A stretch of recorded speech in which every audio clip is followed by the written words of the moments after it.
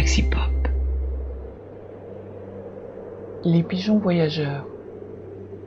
Et ils m'encanaillèrent sous les murs de briques maigres, débordant vers l'extérieur comme sous l'effet d'un mal emmagasiné, et les façades tordues sointaient d'épaisses fautes, allusion à des dieux extraterrestres et démoniaques.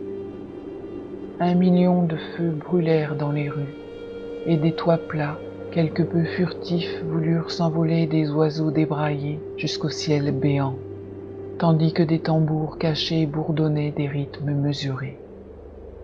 Je savais que ces feux appelaient de monstrueuses choses, et que ces oiseaux de l'espace étaient dehors. Je devinais de quelle noire crypte d'une sombre planète ils provenaient, et de ce qu'ils apportaient de togues sous leurs ailes. Les autres riaient, comme s'ils ne pouvaient parler de ce qu'ils entrevoyaient dans le bec d'un de ces oiseaux maléfiques. Le puits. Le fermier Seth Atwood avait passé 80 ans quand il essaya de creuser ce puits à sa porte, avec seulement Ebb pour l'aider. Sondant et sondant encore, nous rîmes et espérâmes qu'il voudrait bientôt être de nouveau sain, et encore à la place, Ebb devint fou aussi, donc ils le conduisirent à la ferme du comté. Seth garda sa bouche murée comme si elle était collée, puis s'entailla une artère de son bras gauche noueux. Après les funérailles, nous tombâmes d'accord pour nous rendre jusqu'au puits et enlever les briques.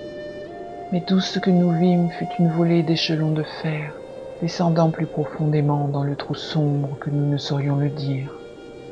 Et encore nous remîmes les briques, car nous avions trouvé que le trou était trop profond pour rendre un seul son. Le hurleur. Ils me dirent de ne pas emprunter le chemin de Briggs Hill, qui était connu pour être une voie principale vers Zoar, pour Goody Watkins, pendu en 1704, laissant une certaine monstrueuse suite.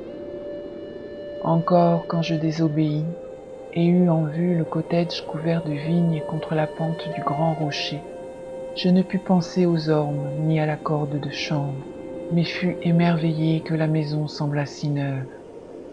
S'arrêtant un peu pour voir passer le jour déclinant, j'entendis des hurlements faibles provenant d'une pièce en haut des escaliers, et au travers des planches empoisonnées passa un rayon de soleil. Frappant, je pris au dépourvu le hurleur.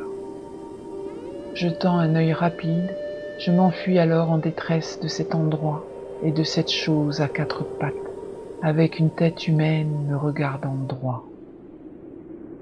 Howard Phillips Lovecraft. Traduction de Benoît Vizeno. Galaxy Pop. Galaxy Pop. Galaxy Pop. Galaxy Pop. Wow. Galaxy Pop.